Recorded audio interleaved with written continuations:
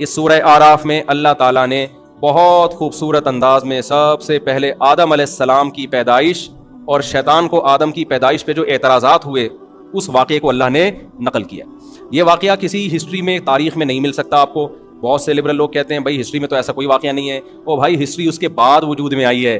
آدم کیسے پیدا ہوئے, ان کے ساتھ کیا کیا واقعات ہوئے, اس وقت کوئی ہسٹری لکھنے والا اسکالر موجود نہیں تھا. یہ تو وہ باتیں ہیں. اچھا کمال کی بات یہ کہ آپ ہسٹری میں جتنا قدیم جائیں گے نا سارے آدم پہ متفق ہیں کہ انسانیت کی ابتدا کس سے ہوئی ہے, آدم علیہ السلام سے. اس سے پتہ چلتا ہے یہ چیز بھی انسانوں میں تواتر کے ساتھ آئی ہے کہ ہم کس کی اولاد ہیں, آدم کی اولاد ہیں. یہ پھیل چکی تھی یہ بات. تو اللہ نے بتایا کہ انسانوں کی ابتدا میں نے کیسے کی ہے. سورہ اعراف میں اللہ نے اس کا تذکرہ نقل کیا. فرمایا کہ اس وقت کو یاد کرو جب ہم نے وَلَقَدْ خَلَقْنَاكُمْ ثُمَّ صَوَّرْنَاكُمْ, ہم نے تمہیں پیدا کیا, ایک خاص صورت دی, اور پھر ہم نے فرشتوں سے کہا اسجدوا لآدم, آدم کو سجدہ کرو. فَسَجَدُوا إِلَّا إِبْلِيسَ, سب نے سجدہ کیا. انکار کس نے کر دیا؟ شیطان نے. شیطان کسے کہتے ہیں؟ اللہ تعالیٰ نے انسانوں کے علاوہ بھی بہت ساری مخلوقات پیدا کی ہیں جن تک سائنس ابھی تک پہنچی نہیں ہے, اور اس کا بھی امکان ہے قیامت تک پہنچے ہی نہیں. یہ بھی امکان ہے کیونکہ ہم جب کسی چیز پہ ریسرچ کرتے ہیں ہم مادی زندگی کے بارے میں ریسرچ کر سکتے ہیں. ہمارے پاس جو آلات ہیں وہ اس مادے کو سمجھنے کے لیے تو ہیں. مادی زندگی کے علاوہ جو زندگیاں ہیں ان کے نہ ہمارے پاس آلات ہیں نہ وہ ہماری مینٹل لیول سے نیچے کی چیزیں ہیں. تبھی قرآن کہتا ہے وَمَا أُوتِيتُم مِّنَ الْعِلْمِ إِلَّا قَلِيلًا, تمہیں اللہ نے جو نالج دی ہے نا جس پہ آج انسان بڑا فخر کر رہا ہے, یہ نالج بہت تھوڑی ہے. ہم تو کہتے ہیں آج بہت زیادہ نالج ہے, لیکن اللہ اس نالج کو کیا کہہ رہے ہیں؟ بہت تھوڑی ہے, کچھ بھی نہیں ہے یہ. اور سائنسدان بھی اس کا اعتراف کر رہے ہیں. ہم جیسے جیسے چیزوں پہ مطلع ہوتے ہیں نا تو پتہ چلتا ہے پہلے ہمیں کچھ بھی نہیں پتا تھا, پتہ تو اب چلا ہے ہمیں. اور جس چیز کو آج کہہ رہے ہیں پتہ چلا ہے, کل کہیں گے یہ تو کچھ بھی نہیں تھا. سمجھتے ہیں کہ نہیں سمجھتے؟ دیکھو ایک دور میں سائنسدانوں میں بڑے پھڈے ہوئے ہیں کہ جب مادے کو توڑا جائے نا تو آخر میں اینڈ میں کیا ہوگا, اینڈ میں نکلے گا کیا؟ آخری ذرہ ایک آئے گا نا کہ وہ مزید ٹوٹ سکتا ہے کہ نہیں ٹوٹ سکتا. اس میں بڑی بحثیں ہوتی تھیں, مسلم اور غیر مسلم سائنسدانوں میں بڑی بحثیں ہوتی تھیں. لیکن جب خوردبینی ایجاز ہوئی اس کو توڑنا شروع کیا تو پتہ چلا یہاں تو دنیا ہی کچھ اور ہے. وہ آخری ذرہ آتا ہی نہیں ہے, وہ تو آگے جا کے کیا ہے, ایک الیکٹران ہے جو پروٹون کے گرد گھوم رہا ہے, ایک نیوکلیس ہے. وہ آخری ذرہ خود وہ ایک ایسا یونٹ نہیں ہے کہ جو مستقل اس کی کوئی حیثیت ہو, وہ تین الگ الگ چیزوں کا مرکب ہے. نہیں یاری بات میرا خیال, وہ تو تین الگ الگ چیزوں کا.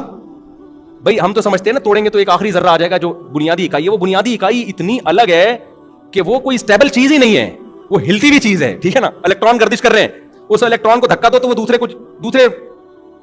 دوسرے مدار میں جا کے اس الیکٹران کو دھکا دے کے آگے وہ کہتے ہیں پارسل کرو. پارسل کا خاص انتظام ہے نا بھائی, بس میں لکھا ہوتا ہے تب پڑھے تو پاس کر ورنہ برداشت کر. الیکٹران کیا کرتا ہے, وہ آگے اس کو دھکا دیا, وہ آگے اس کو دھکا, یہ الگ ہی جہان ہے. پھر اس کو توڑ رہے ہیں تو الگ چیزیں آ رہی ہیں. تو یہ یہاں تک پہنچے کہ بھائی یہ جتنا گہرائی میں گھستے چلے جاؤ گے نا یہ پتا چلتا چلا جائے گا کہ ہمیں اب تک کچھ بھی پتا نہیں تھا, پتا تو اب چلا ہے. اور آئنسٹائن نے آ کے کہہ دیا ہم کسی چیز کے بارے میں پتا چلا ہی نہیں سکتے.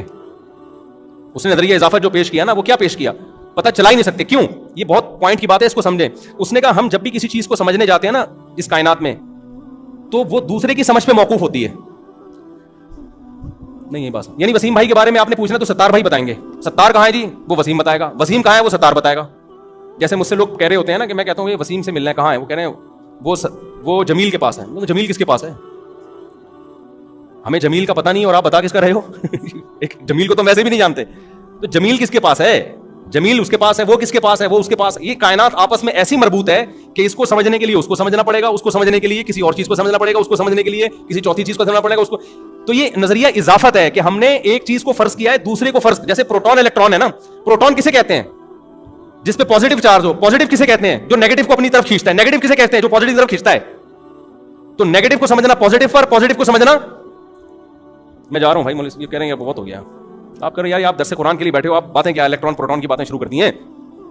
کائنات کو سمجھنے کے لیے نا اپوزٹ چیزوں کو دیکھنا پڑتا ہے. دیکھو اگر یہ روشنی نہ ہوتی اور اندھیرے ہوتے, خدا کی قسم قیامت آ جاتی, سائنسدان لائٹ اور روشنی کو ایکسپلین کرنے سے وہ انکار کر دیتے. وہ کہتے ہیں روشنی کوئی چیز ہی نہیں ہے. میں سمجھا پا رہا ہوں اپنی بات. اگر اس کائنات میں روشنی نہ ہوتی نا, ہم اندھیروں میں ہی ہوتے اور اندھیروں میں ہی پیدا ہوتے. پھر کوئی پیغمبر آ کے بتاتے کہ ایک جگہ ایسی ہے کسی سیارے پہ جہاں لائٹ ہے, جہاں سب یہ ہے, تو ہم کہتے ہیں یہ کیوں. ہم جب اندھیرے کو دیکھتے نا اس کے مقابلے میں روشنی کو نہ دیکھا ہوتا تو ہمیں اندھیرا بھی سمجھ میں نہیں آتا کہ اندھیرا کسے کہتے ہیں. کہتے ہیں یہ تو اصل تو یہی ہے. ہم نے چونکہ روشنی کو دیکھا اندھیرے کے مقابلے میں تو روشنی ہمیں اندھیرے سے سمجھ میں آئی, روشنی کی ڈیفینیشن, اور اندھیرے کی ڈیفینیشن ہمیں کس سے سمجھ میں آئی ہے؟ روشنی سے. اگر دنیا میں مرد ہی ہوتے عورت نہ ہوتی تو ہم مرد کو مرد تھوڑی کہتے. ہم کہتے یہ کچھ بھی نہیں ہے, بس ایسے ہی ہے. مرد اور عورت کیا ہوتے ہیں؟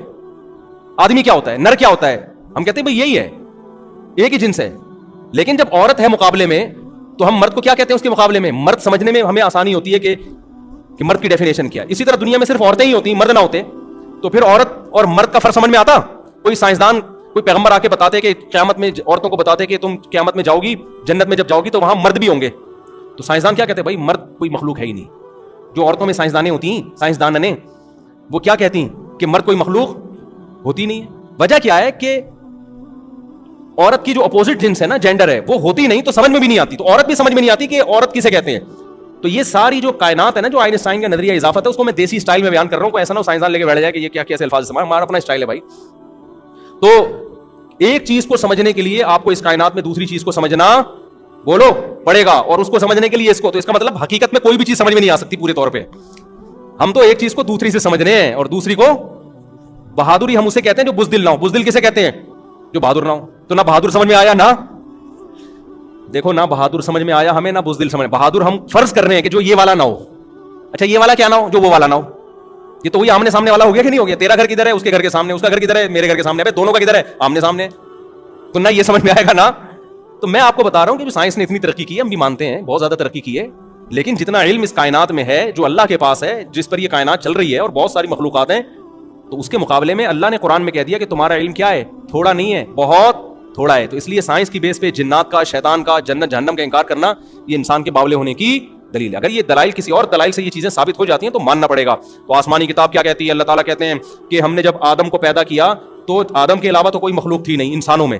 پہلا انسان کون دنیا میں آیا؟ آدم. تو آدم پہ تو کوئی اعتراض کر نہیں سکتا تھا, کیونکہ وہ تو کوئی اور مادی مخلوق, جانور تھے نا, تو جانوروں کو تو اللہ نے عقل ہی نہیں دی ہے کہ وہ اعتراض کریں. اعتراض ایک الگ مخلوق کو ہوا جو مادی مخلوق نہیں.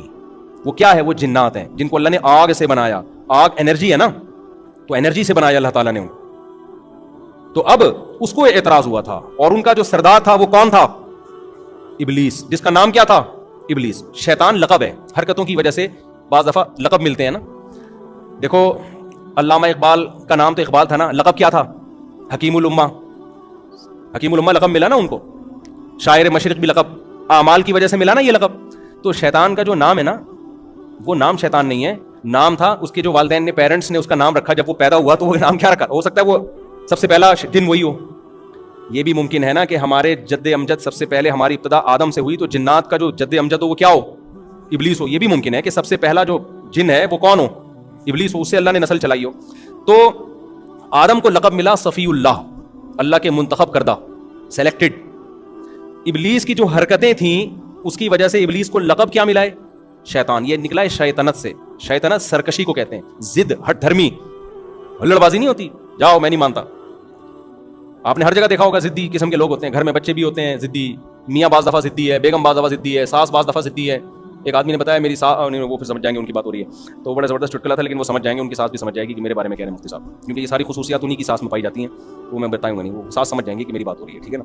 تو ایسے راز فاش کرنا, اگرچہ میں نام نہیں لیتا, لیکن بعض ایسی علامتیں ہوتی ہیں نا, سمجھ جاتے ہیں کہ ساس بھی سمجھ جائیں گی میری بات ہو رہی ہے, اور داماد بھی سمجھ جائے گا, کیونکہ وہ والی جو خصوصیات ابھی میں بتانے لگا تھا وہ انہیں کی ساس میں پائی جاتی ہیں. تو شیطان تھا شیطنت, سرکشی.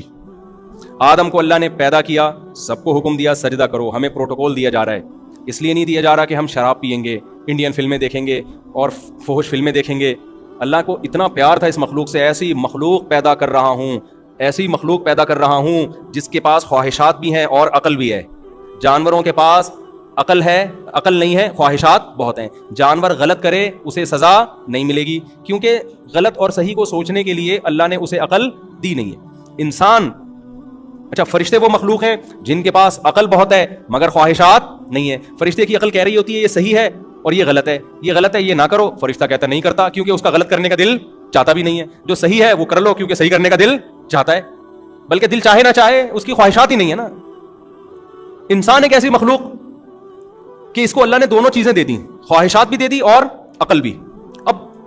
اب یہ جو ہے نا ایک میدان دے دیا, اب دیکھتے ہیں کھیلو جا کے. اب اس عقل اور خواہشات سے کیا کرو, کھیلو. دل کہیں اور لے کے جائے گا اور کھوپڑی بولو نا کہیں اور لے کے جائے گی. دل کہے گا سٹا لگا لو بھائی, وہ بھی تو پی رہا ہے, وہ دیکھو ٹینشن بھی نہیں ہے, چرس پی کے بیٹھا ہوا ہے, شراب پی کے کیسا مست گھوم رہا ہے, اور مجھے اتنا غم. لیکن عقل کیا کہے گی؟ عقل کہے گی جس خدا کو مانتے ہو اس نے شراب کو حرام کیا. اچھا بعض چیزوں میں عقل خود گائیڈ کرتی ہے، بعض چیزوں میں عقل کو بے لگام چھوڑ دیا جائے نا تو وہ غلط لے جاتی ہے، اس میں پھر مذہب کی ضرورت ہوتی ہے.